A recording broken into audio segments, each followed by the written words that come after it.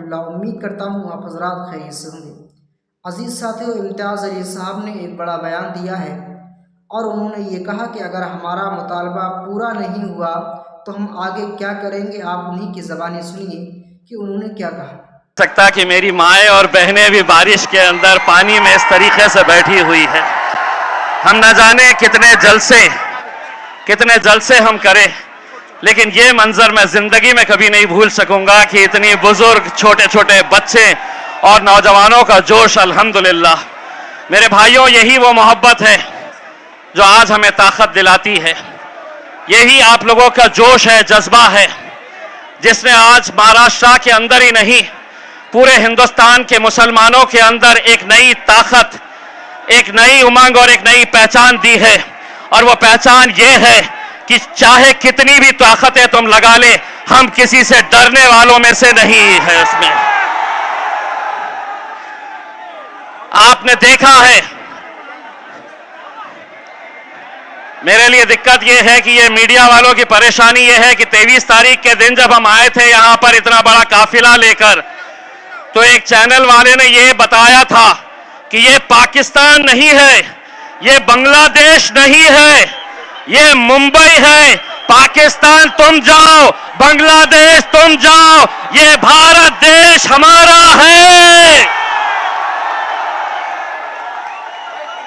जितना तुम्हारा है उतना हमारा है। ये जमीन किसी के बाप की जागीर नहीं है। हुकूमतें आएगी, हुकूमतें जाएगी, लेकिन एक बात हम दोबारा, ये रिकॉर्ड कर रही है, एक बार हुकूमत को दोबारा कह रहे हैं, हमारे सब्र का इम्तिहान मत लो। हम हर चीज बर्दाश्त कर सकते हैं। हमारे नबी करीम सल्लल्लाहु अलैहि वसल्लम के खिलाफ गुस्ताखी किसी सूरत में बर्दाश्त नहीं की जाएगी। अभी तो सिर्फ एक झलक दिखाए थे, और अगर इसके बाद भी तुम अपने रवैये के ऊपर अड़े हैं तो चलिए हम भी तैयार हैं। कितना तुम क्या क्या करने वाले हैं। महज पुलिस की मदद लेकर हमें रोका जा रहा था। मुझसे कहा गया कि नहीं, तुम निकाल नहीं सकते हैं, रैली निकाल नहीं सकते हैं, तुम्हें परमिशन नहीं दी गई है। मैं बोला, ए सुन, मैंने मांगा नहीं तुझसे परमिशन, मैं निकल रहा हूं। और हुकूमत की आंखों में आंखें डालकर मैंने ये कहा कि पहले तो मैंने जब ऐलान किया कि 23 तारीख को मुंबई चलना है, तो उस वक्त मैंने ऐलान किया था कि महाराष्ट्र के इतिहास में इतनी बड़ी रैली देखी नहीं गई होगी। लेकिन जिस दिन निकलने का वक्त आया, सुबह सुबह मीडिया वाले आए, तो मैंने उन्हें एक बात बताया, और उन्हें यह बताया मैंने कि हिंदुस्तान के तारीख के अंदर इतनी बड़ी रैली मुसलमानों ने कभी निकाली नहीं होगी जो आज अल्हम्दुलिल्लाह तुम्हें देखने को मिलेगी। यकीन मानिए, मेरा इसमें कोई ये नहीं है। मैंने सिर्फ अपने हुजूर की मोहब्बत में, अपने नबी की मोहब्बत में मैंने सिर्फ आवाज लगाई, और अल्हम्दुलिल्लाह काफिला बढ़ता गया, और ऐसा बढ़ा कि पुलिस वाले मुझसे खुद पूछ रहे थे, इतने आए कहां से।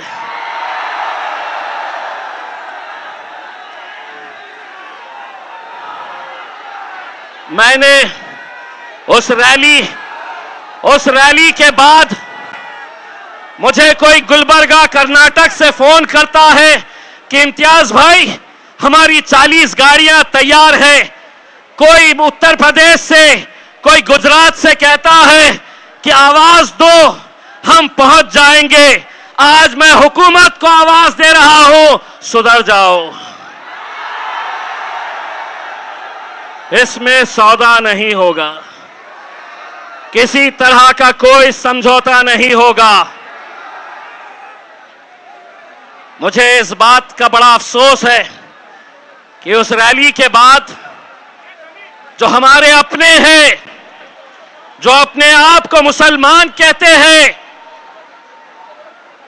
जिन्हें मालूम है कि मुसलमानों के लिए हमारे नबी करीम सल्लल्लाहु अलैहि वसल्लम, हम उन्हें अपनी जान से ज्यादा मोहब्बत करते हैं, उनके लिए जान कुर्बान करने के लिए तैयार है। उन्होंने मीडिया से कहा कि नहीं, ये जो इतने सारे लोग आए हैं, इन्हें सियासत करना है, इन्हें राजनीति करना है। अरे मेरे आका के नाम के ऊपर ऐसे सौों से कुर्सियां कुर्बान करेंगे हम, कोई फर्क नहीं पड़ता। 22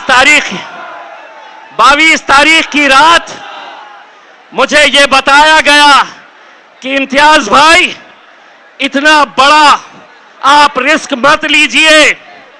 पहले आप खासदार थे, मेंबर ऑफ पार्लियामेंट थे, आपकी हिफाजत करने की जिम्मेदारी सरकार की थी। आप इतने सारे लोगों को लेकर निकल रहे, अगर कुछ हो गया तो आपके ऊपर आएगा। मैंने कहा, ये जितने लोग चल रहे हैं, ये सिर्फ एक आवाज के ऊपर चल रहे हैं, और वो आवाज यही है कि तेरा मेरा रिश्ता क्या, तेरा मेरा रिश्ता क्या। ये सोच रहे थे कि तुम ही लगाओगे। अरे अल्हम्दुलिल्लाह, इसके लिए हम अपनी जानें कुर्बान कर सकते हैं। सुनो, इसके लिए हम अपनी जानें कुर्बान कर सकते हैं। तो एक मर्तबा जाकर एकनाथ शिंदे, देवेंद्र फडणवीस, अजीत पवार, वो रामगिरी का गला पकड़ के बाहर लाओ, नहीं तो हमको बताओ। कोई भी भगवा चोला पहनकर मैं साधु, मैं महाराज, और हद तो ये हो गई। मुख्यमंत्री साहब, आप महाराष्ट्र के मुख्यमंत्री हैं, आप किसी एक जात के और किसी एक धर्म के नहीं है, मेरे भी मुख्यमंत्री हैं आप। लेकिन मुख्यमंत्री एकनाथ शिंदे कितने होशियार हैं, अब मैं आपको बताता हूं। जब ये रामगिरी ने हुजूर के खिलाफ गुस्ताखी की, तो दूसरे ही दिन एकनाथ शिंदे आए, उसको बाजू बिठाया और उन्होंने कहा मराठी में, तुमच्या केशाला ही हाथ लावू देणार नहीं, तेरे बाल को भी धक्का नहीं लगने देंगे। 2 दिन पहले मैंने उसकी तस्वीर देखी तो पता चला वो तो गंजा है, टखला है, बाल ही नहीं है। आप गौर से उसकी तस्वीर देखो, टखले को बोल रहे तेरे बाल को भी धक्का नहीं लगने देंगे।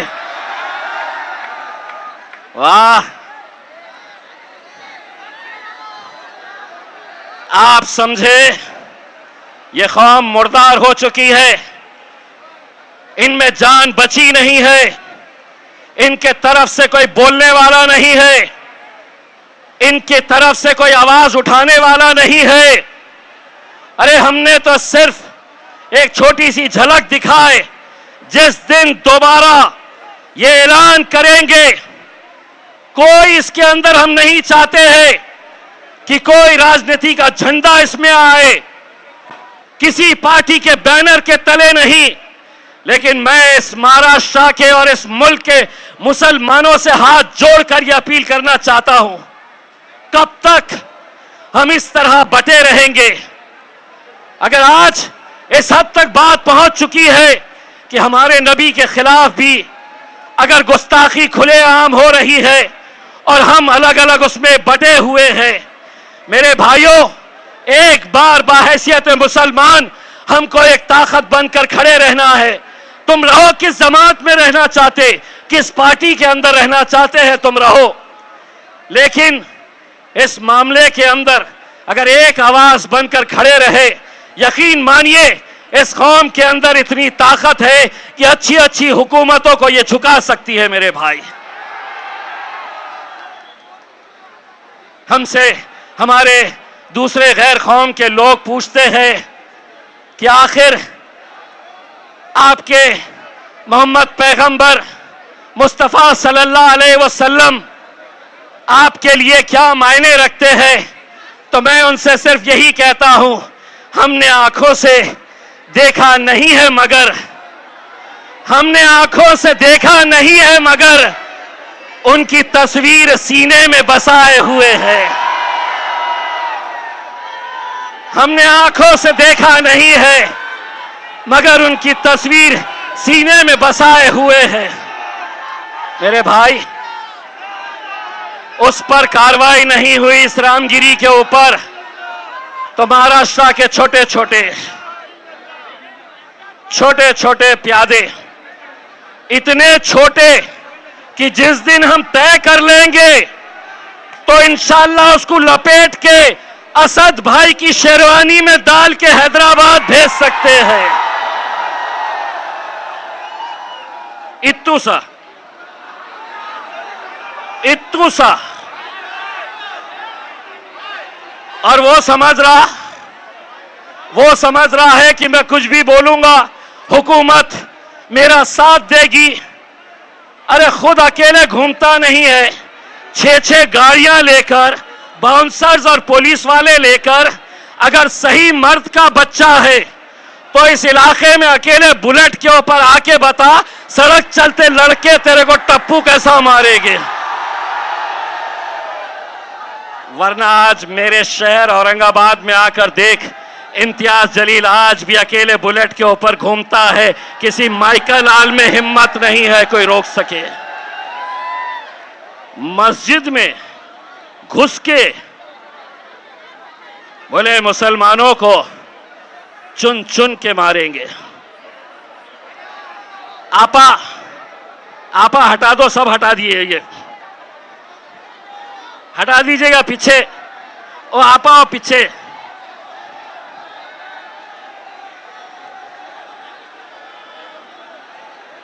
चलिए कौम के नाम के ऊपर थोड़ा भीग जाया जाए, कोई फर्क नहीं पड़ता है उसमें। तो इस तरह के बयानात होने के बावजूद भी मैं आज हुकूमत से यह सवाल कर रहा हूं, क्या इस तरह का बयान अगर हमारे मुंह से, हमारी जबान से निकलता तो शायद ये ग्राउंड छोड़ने से पहले खाकी वर्दी वाले आके हमारे सामने खड़े हो जाते। चलिए आप पे केस हो गया, चलिए आपको पुलिस लेने के लिए आई है। हम यही कहना चाहते हैं कि सियासत के अंदर अगर आप इतने घटिया तरीके के ऊपर आ गए हैं सिर्फ अपने राजनीतिक मफाद की खातिर, ये मुल्क हमारा है, ये मुल्क आपका है, हिंदू मुस्लिम सभी लोग एक साथ मिलकर रहते हैं, यही हमारी खूबसूरती है इस मुल्क की। लेकिन सिर्फ और सियासी कुर्सी पर बैठने के लिए अगर आप इस तरह की घटिया राजनीति करेंगे, कुछ भी कहेंगे, कुछ भी बोलेंगे और आप ये समझेंगे कि हमें सुनना है, हम सिर्फ सुनने का काम करेंगे, तो एक बात फिर से सुन लो, एकनाथ शिंदे साहब, देवेंद्र फडणवीस जी, अजीत पवार, शरद पवार, उद्धव ठाकरे, नाना पटोले और पिल्लू तू भी सुन ले, पिछले 76 सालों से तुम लोग बोलते आए थे और हम सुनने का काम करते थे। अब मजलिस आई है, अब हम बोलेंगे और तुम्हारे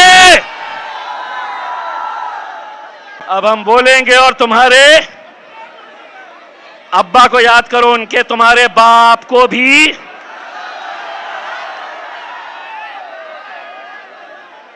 अब हम बोलेंगे और अबे सुनाओ उनको। मेरे भाई, मैं आज, मुझे इतना फख्र है, मुझे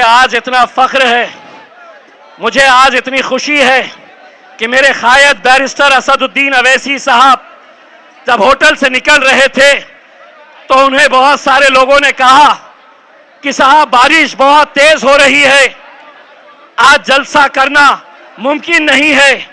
असद साहब ने पूछा कि वहां पे अगर 5 लोग भी होंगे, 5, तो मैं जाऊंगा, आंधी आए तूफान आए, मैं मेरी आवाम से बात करूंगा। ये जज्बा किसी में नहीं है मेरे भाई।